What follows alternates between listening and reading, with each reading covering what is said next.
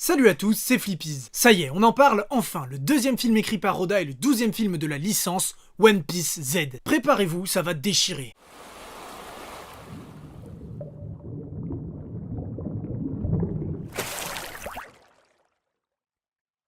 Traduction de One Piece Filumu Zetto, ce nouveau long métrage est sorti le 15 décembre 2012. À ce moment-là, le tome 68 de l'arc Punk Hazard venait d'être publié et l'anime était dans un arc spécial dédié au film qui prenait place juste avant Punk Hazard. Avec une durée totale de 108 minutes, il a été réalisé par Tatsuya Nagamine. Ce dernier a notamment travaillé sur le film Digimon, Dragon Ball Kai et le TV special Heart of Gold. Et bien entendu, on retrouve Oda au scénario. A noter que ce film est le tout premier à se dérouler après l'ellipse, c'est-à-dire après l'entraînement de nos héros.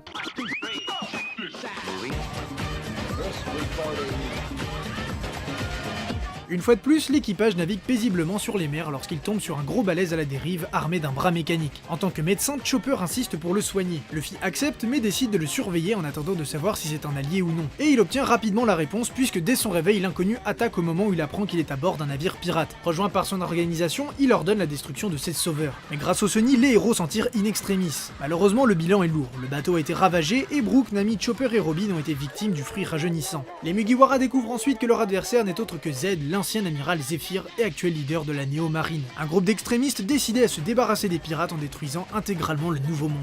Luffy part à la poursuite de Z dans l'espoir de rétablir ses Nakama. Mais leur affrontement va prendre un tournant bien plus personnel lorsque le Neo Marine va s'en prendre au précieux chapeau de paille de Luffy. Wow, quelle claque j'ai pris quand j'ai regardé ce film pour la première fois. Il est incroyable. Je pense très sincèrement qu'il s'agit du film le plus abouti. Mais plus je le vois et plus je trouve qu'il a des défauts. Tout d'abord, on a enfin droit à un vrai antagoniste stylé avec un background. Z n'est pas juste un connard qui veut détruire le monde. C'est l'un des plus braves types que le monde ait connu, mais qui a enduré les pires horreurs du monde en perdant successivement sa famille et ses élèves pour finir par être trahi par l'organisation à qui il avait donné sa vie. C'est donc un gars qui a complètement perdu foi en l'humanité qu'il soit désormais sauvé en la sacrifiant tellement sa haine envers les pirates est devenue forte. L'histoire atteint son apothéose lors de l'affrontement final entre Z et Luffy. Point contre point, sans OST, juste le bruit des coups portés et encaissés. Les rêves de la jeunesse affrontent les désillusions que le monde a fait subir à un homme d'expérience. Et plus le combat se rapproche de la fin, plus Z s'amuse et redevient l'homme qu'il était jusqu'à permettre aux Mugiwara d'échapper à la marine. Une très belle histoire qui se conclut par la mort de Z face à des marines au bord des larmes en voyant s'éteindre leur maître, accompagné par l'OST du chant des marines. L'une des plus belles scènes, si ce n'est la plus belle, tout film, TV special et OVA confondus. Oda arrive à nous faire ressentir de l'empathie pour un antagoniste, qui plus est un marine, et même de la peine lorsque vient sa mort. Les larmes des autres marines sont également très émouvantes, car c'est un aspect de ces personnages que l'on ne voit jamais habituellement, mais qui nous rappelle qu'ils sont humains et qu'à la base ils se battent pour une noble cause.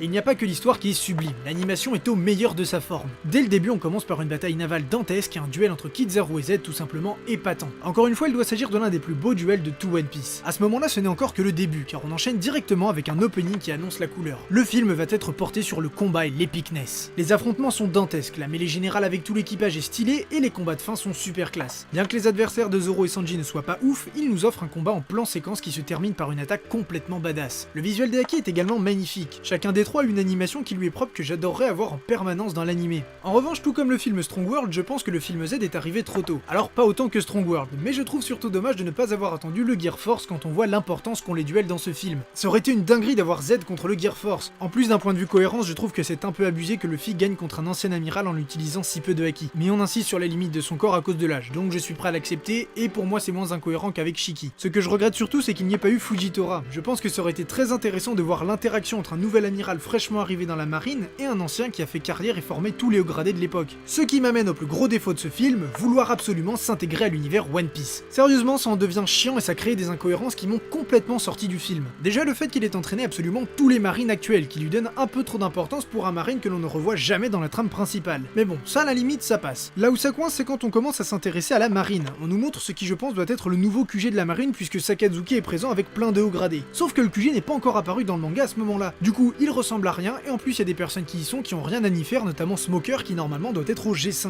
Ça encore ça peut être du détail visuel, mais le pire du pire, les Dinarok et les Endpoint. Là je suis désolé mais pour moi c'est pratiquement du niveau du 5e film qui faisait n'importe quoi avec les malédictions. Je trouve ça ridicule d'introduire aussi facilement des pierres dont la puissance est censée égaler celle des 3 Armantiques. Armantiques qui je le rappelle ont été au centre de l'attention dans plusieurs arcs majeurs et sont probablement liés de près ou loin au siècle oublié, le mystère de One Piece. Même tarif avec les endpoints, encore une fois c'est trop facile de nous sortir de nulle part des îles de cette importance. Cela décrédibilise toute l'histoire puisqu'il n'y a que les Mugiwara qui bougent pour tenter d'empêcher une telle catastrophe. Le mieux qu'envoie la marine c'est Kizaru, et encore il n'y avait que des soldats pour le second endpoint. C'est du délire, à ce niveau là c'est même plus de l'incompétence. Et que fout Cypher Paul? Les affaires top secrètes de ce style c'est normalement leur cam. Et les empereurs, on parle quand même de détruire le nouveau monde. À mon avis ils ont les ressources pour se tenir au courant de ce genre d'événements, et on l'a d'ailleurs vu avec Big Mom. Et puis au passage pour quelque chose de top secret, il y a quand même vachement de monde au courant pour les endpoints.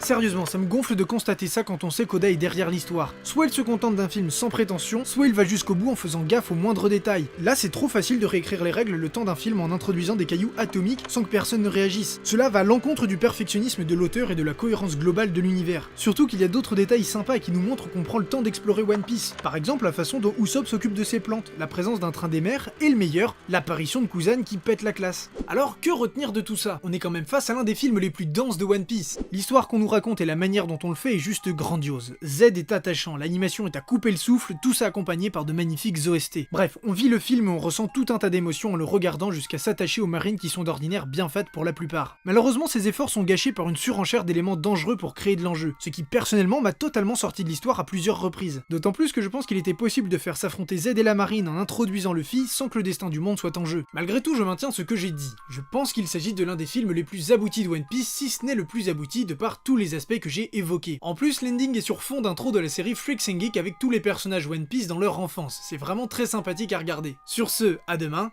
salut à tous.